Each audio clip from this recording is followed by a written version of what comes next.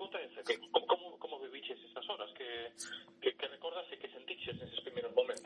Bueno, mira, o 23F naturalmente colleume en casa, como a todos, vendo o cariz que tomaban os acontecementos. O primeiro que fixe é levar a familia, vamos, a miña muller e a miña filla a outro lugar, o cual se demostrou correcto, porque coñecimos esas listas donde aparecíamos pois todos os demócratas de esquerda que hai en Galicia, no meu caso como noutros, pois con que ten armas, en fin, había un plan realmente de represión sobre persoas significadas, sobre persoas concretas. Unha vez eso, tiña familia noutro lugar, tamén con familiares, a Lancastrelos, pois o que fixen é trasladarme a sede que a tiñamos do meu partido, o Partido Comunista de Galicia, que tiñamos en Travesía de Vigo. Ali xuntámonos uns cuantos militantes, e o primeiro que fixen foi chamar a policía, é dicir, ao comisario de policía de Vigo, que tivo unha resposta, en fin, digamos, desagradable e inquietante, porque el dixo que non tiña unha posición sobre o que estaba pasando, que el estaba a seguir as ordes que lle deran. O sea, o cual realmente era perigoso, non? Chamei logo ao gobernador civil, que tivo unha resposta máis comprometida coa democracia, porque naturalmente máis ben intentou tranquilizarme, decirnos que nada, que eso se iba a controlar, que non iba a pasar nada, etcétera. Unha posición bastante comprometida. Logo tamén fun ao Concello, falei co alcalde Manolo Soto, vímonos ali e xa na sede notábamos que non éramos tantos os que estábamos ali, uns cuantos.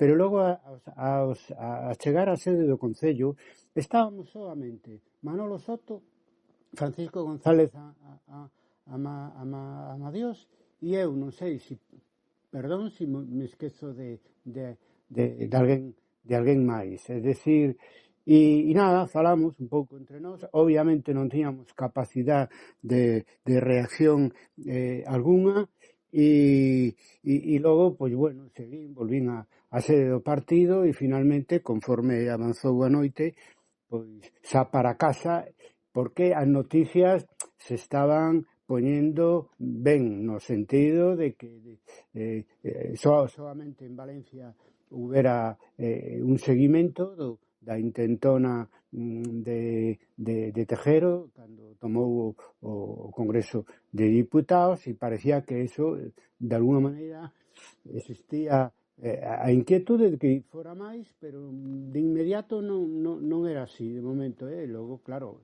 naturalmente, con alivio, vimos e escoitamos a intervención de Juan Carlos na televisión contra o golpe, que foi o punto de inflexión. Isto é, digamos, o meu testimonio persoal.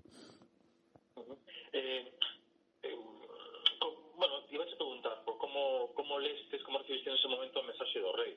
Parecía que con iso o golpe paraba, pero non sei se antes da súa intervención tiñades dúbidas sobre a posición que podía ter Juan Carlos. Home, claro, eso todo o mundo, porque estaba caladiño, como un peto, é dicir, todo o mundo tiña inquietud.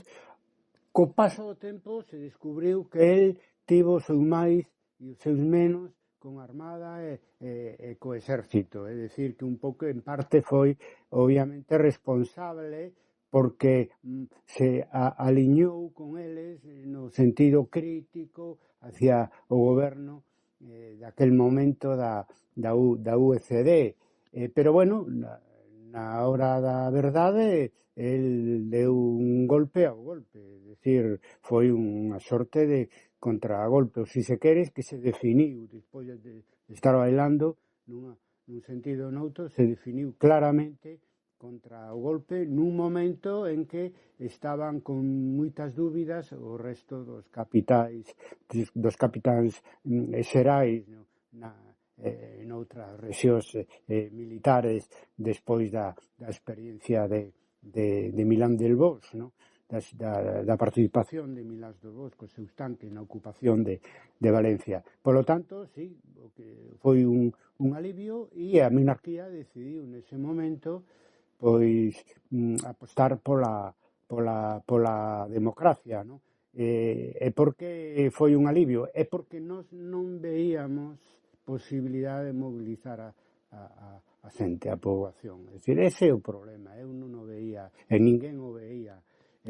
Realmente, aí demostrouse que o medo histórico, a represión das forzas franquistas xogou na nosa contra, é dicir, a xente se veía vulnerable, incapaz de enfrontarse coas forzas armadas que parecían nun primeiro momento que eran de alguna maneira simpatizantes co golpe e pensando en que si unirse ou non unirse, e non foi, digamos, unha percepción equivocada, porque logo sabíamos hasta que punto Armada e Milán del Bosch tiñan influencia nas forzas armadas. Había un sector máis radical representado por Milán del Bosch e Tejero, pero o resto das forzas armadas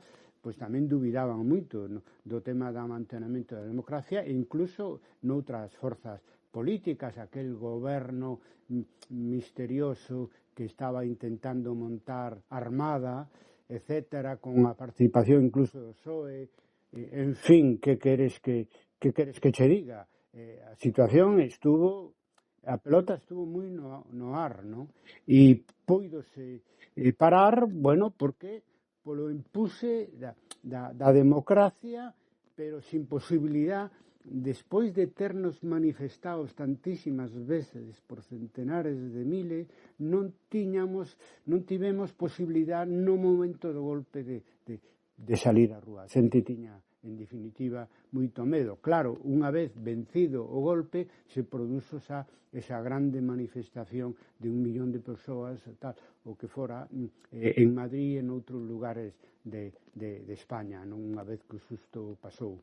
Pero o que din todos os que estudian o tema da memoria e da transición é que a memoria, a represión estaba moi viva durante a transición, e os que critican que nós fixemos o que poidemos na transición, pero non o que debíamos, é que non teñen nin idea. É dicir, teñen unha incapacidade de empatía, porque polo rural son xente moito máis nova que nós, para entender a correlación de forzas durante a transición. Sobre todo porque as forzas armadas e as forzas policiais seguían sendo franquistas nunha grande medida nas máis altas jerarquías, nunha medida, digamos, mayoritaria, e aí é onde reluce, digamos, a conquistada democrática da democracia que conseguimos, non? Nunhas condicións nunha situación de relación de forzas, en fin, desfavorable desde o punto de vista de quen ten o poder de coacción, que o seguían tendo sectores franquistas, e non claramente, polo menos nese momento, non claramente os sectores franquistas máis aperturistas. Logo, por fortuna, se gañou a batalla, e aí pois os sectores democráticos, digamos, desprendidos do franquismo, xogaron tamén un papel importante. É dicir, que concluindo, todo o que acumulamos como loita democrática dende a rúa, nese momento non pudo manifestarse públicamente, pero sí conseguiu, digamos, parar o golpe, porque si é verdad que hubo unha memoria temerosa coa represión, hubo tamén nos sectores sociais e políticos que estaban en fronte de nós unha memoria da capacidade do pobo, de loitar e de consolidar a democracia que tanto costara gañar. É dicir, que hubo dúas memorias aí enfrontadas e, sinceramente, a pesar da manifestación de forza que se fixo en Madrid e en Barcelona, gañou, digamos, a memoria democrática, é dicir, a democracia en 1981 era irreversible xa en España. Ahora, o teñamos tan claro na propia noite do 23F, bueno, os optimistas pensábamos que sí, que poderíamos superar eso, pero as primeiras noticias non abonaban ese optimismo. Logo, todo o que levábamos loitado desde hai tanto tempo pola democracia funcionou definitivamente e quedou arrinconado, minoritario, pois ese sector ultra que quería volver hacia as posicións, a situación política que existía en España anterior á Constitución de 1978. Sí, un pouco se me contestaste, pero sí que era unha dúbida que tiña sobre se en algún momento da noite pensastes en validaste esa posibilidade de facer algún tipo de movilización, en que fose, por exemplo, tirando pues, dos traballadores de Citroën ou dos hosteleiros, non? Onde había unha masa laboral activa, non? Mobilizada. Digo porque tamén teño lido comisións aquela noite, pues, polo que lembro, en concreto, pues, no polo industrial de Barcelona, non? No centro industrial, aí sí que te estaba preparando, non? É dicir, bueno, se isto vai a máis, se mañá pola mañá hai que defender a democracia, pues mañá se convoca unha folga xeral, manifestacións para o mediodía, que é o cinto vermello de Barcelona. Claro, non sei se en Vigo ou en outros lugares de Galicia chegou a pensarse se que era iso. Sí, no, claro, obviamente, pero estamos falando das horas en que das horas da noite do 23F. Obviamente, a pouco que se abrira a situación, iba a haber movilización, sino na rúa, polo menos nas empresas, ¿no? Pero realmente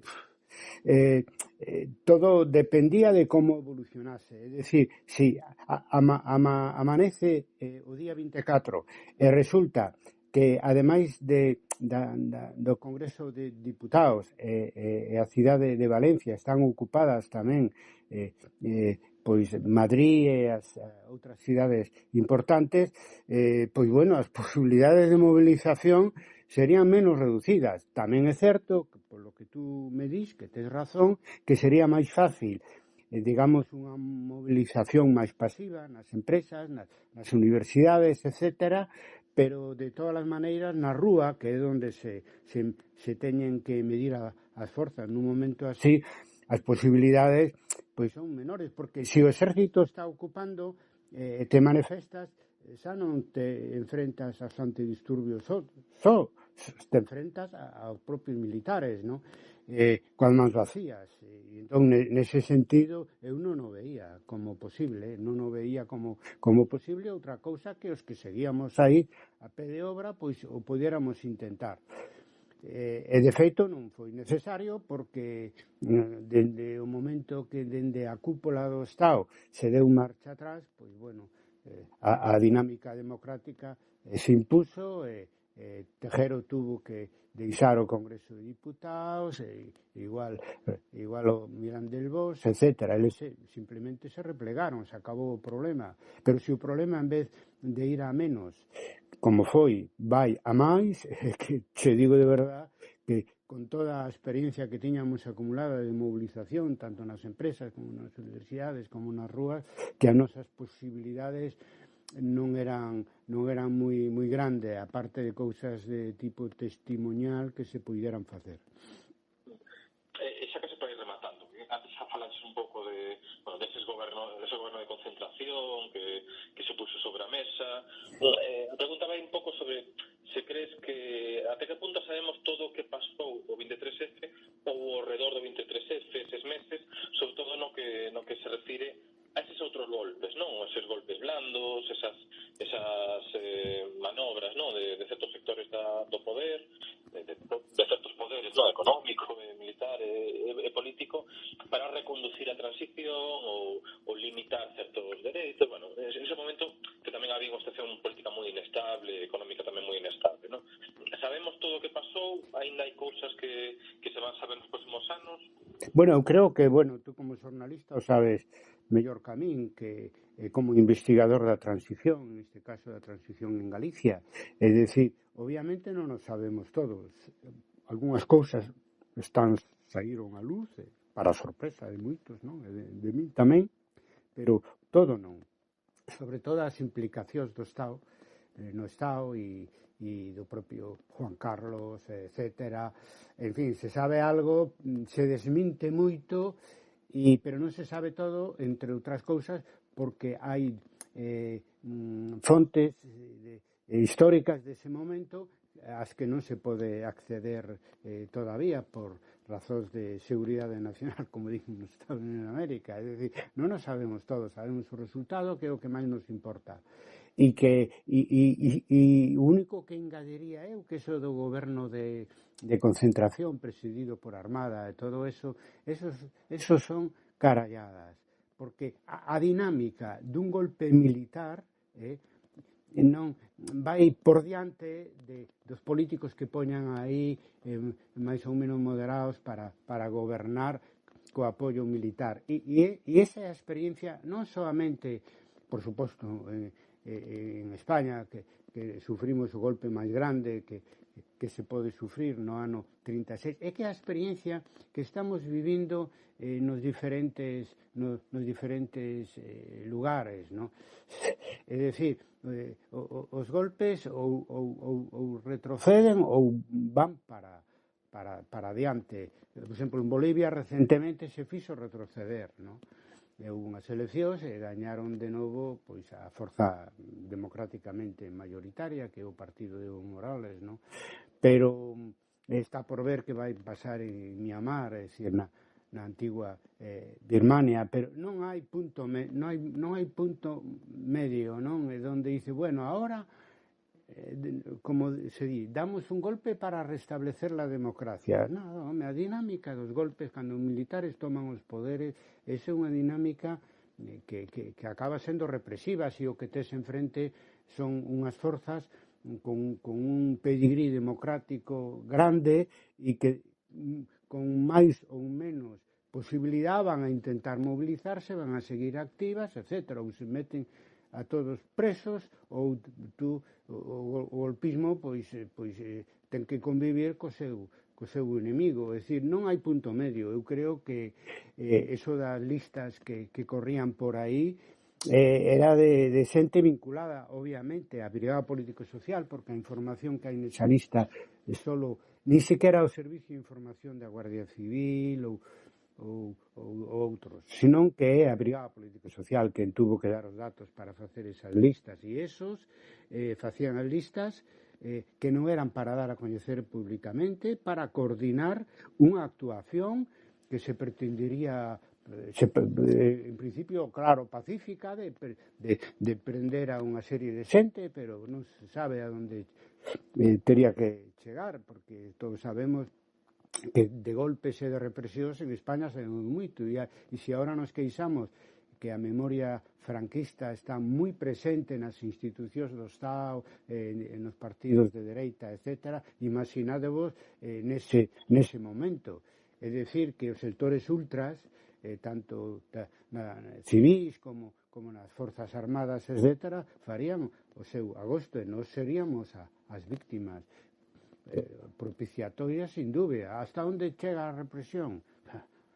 Quenes mandarían son Milán del Bosch e compañía, non mandarían os políticos que puseran aí nun goberno. Eu creo que é moi difícil botar atrás unha democracia que xa celebrara eleccións, se aprobara unha constitución, un estatuto de autonomía, e eles, dubido eu que fixeran todo eso para simplemente crear un goberno que convocara eleccións. Moi peligroso era. Por eso acabou fracasando en horas, porque era no contexto de España, con unha ditadura e un golpe militar e unha guerra civil detrás, moi peligroso un golpe. Eso non se sabe como vai acabar. Por desgracia, podía acabar da peor maneira.